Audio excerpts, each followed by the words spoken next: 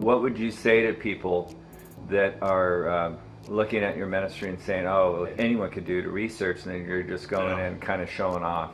It's so funny because that's one of the biggest questions. There's whole YouTube videos about that. I mean, like where they'll take one of my words and they'll break it down and they'll say, look, this part was on Facebook, this part, we don't know where this part came from, but this part is on some people searching site or whatever that people can do.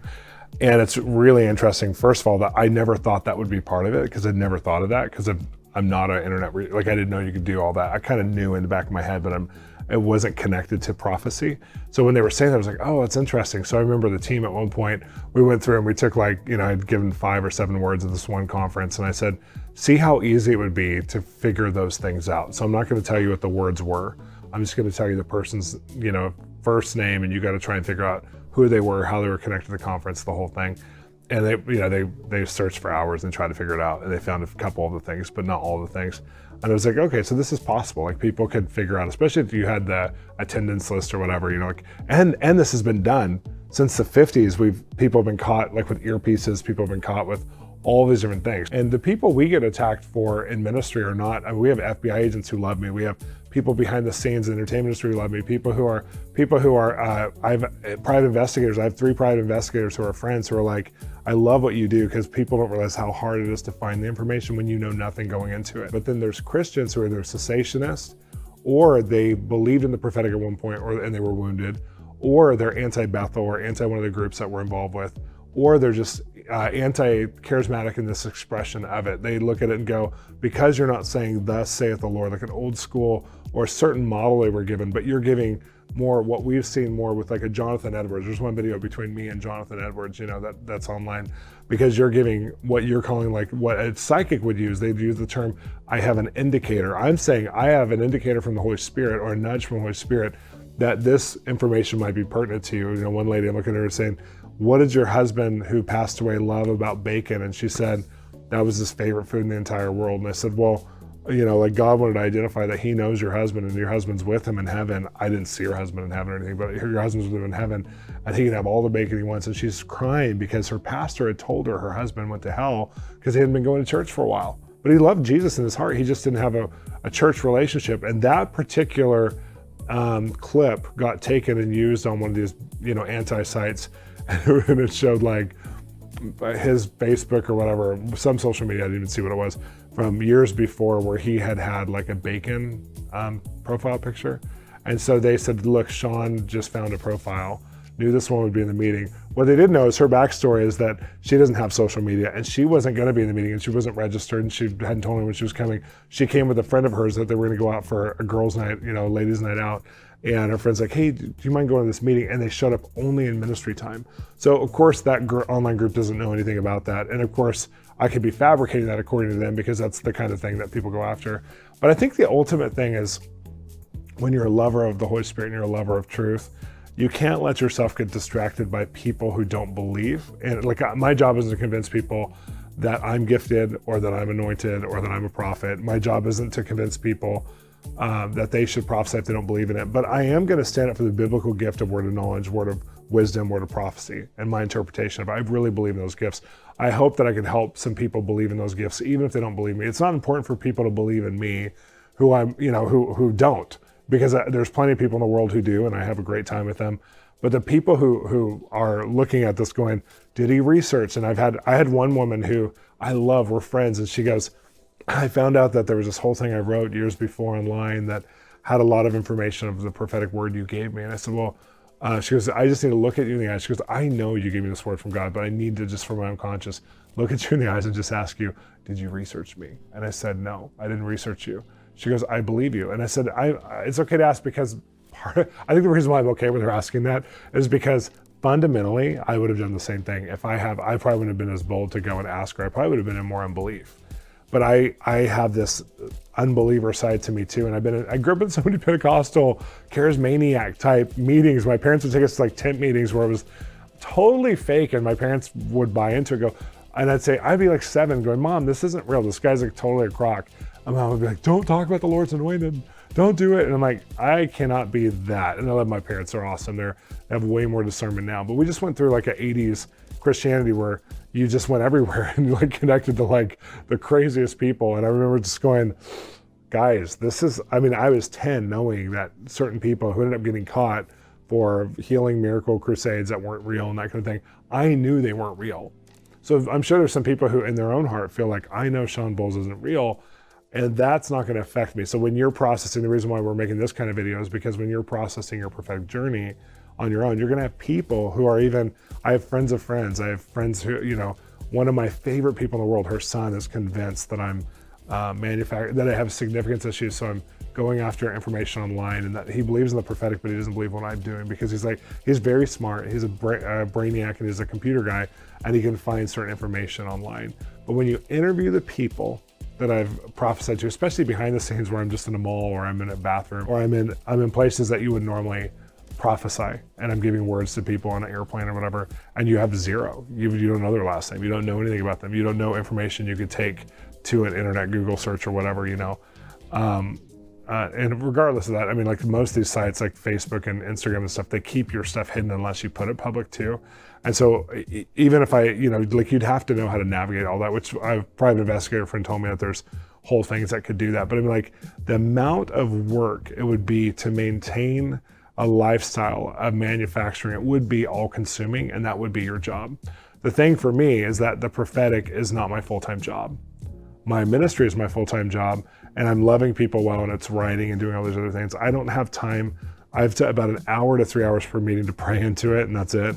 I don't have time to do what it would take to maintain that lifestyle, nor do I think most 99% of people who are doing the prophetic right now would, but there is that 1%, maybe it's a higher number, maybe it's 4% that they do. And I've caught people now about 7 times who are using information that they found, they've researched. Sometimes it's as easy as going into a church and they find the church bulletin and they find out who's doing the home groups and what their names are, and sometimes there's an address on there, and they'll prophesy it when they're in the back or that kind of thing.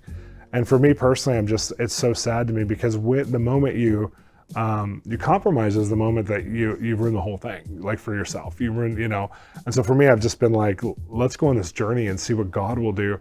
And the moment I have to manufacture is the moment I'm out of the prophetic ministry. I would be like, I'm a great teacher. I love life stuff. I love psychology. I have all kinds of other things to teach on.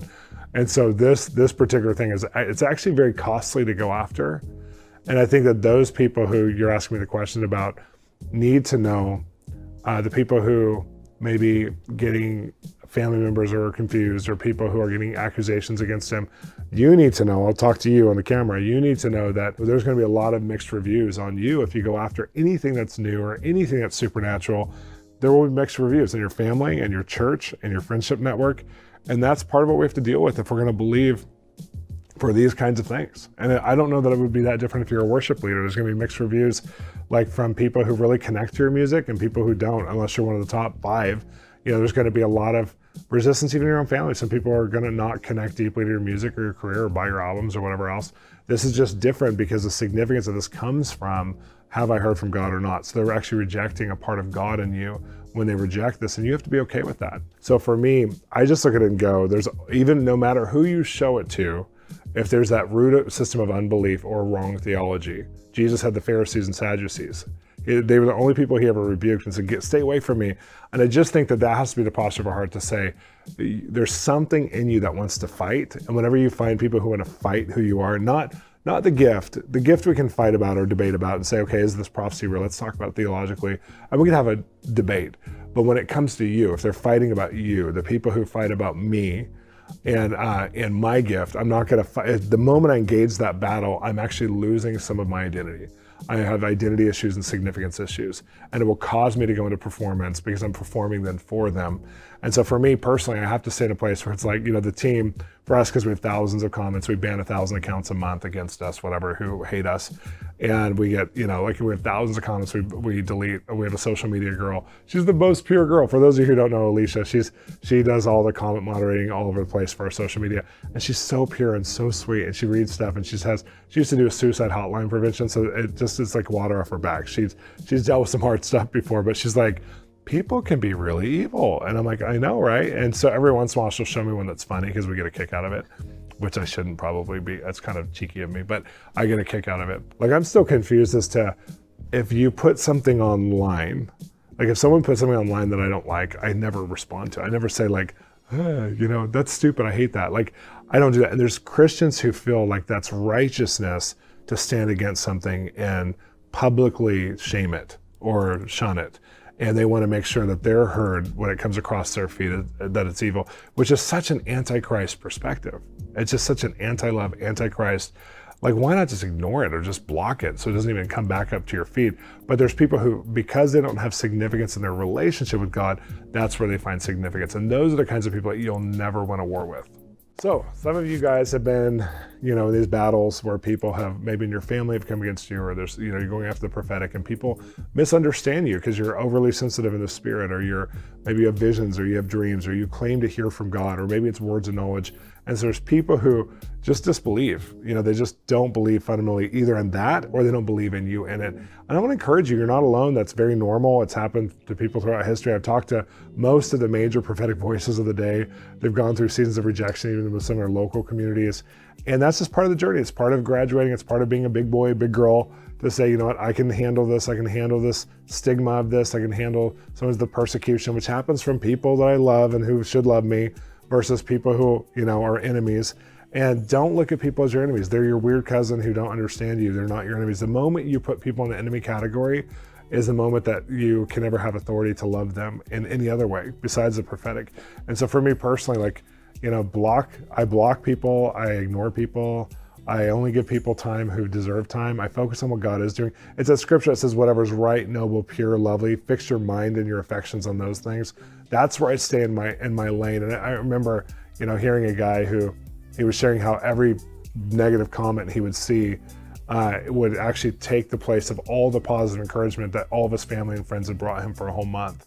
And that's that place where if we do that, we actually are going to a place where we've opened the door to such insecurity that we're gonna spiral out of this. 5 years from now, you won't be doing passionate pursuit towards loving God through the prophetic anymore, because you'll be so frustrated. You'll get into conspiracy in other areas because you've allowed this to be in your heart.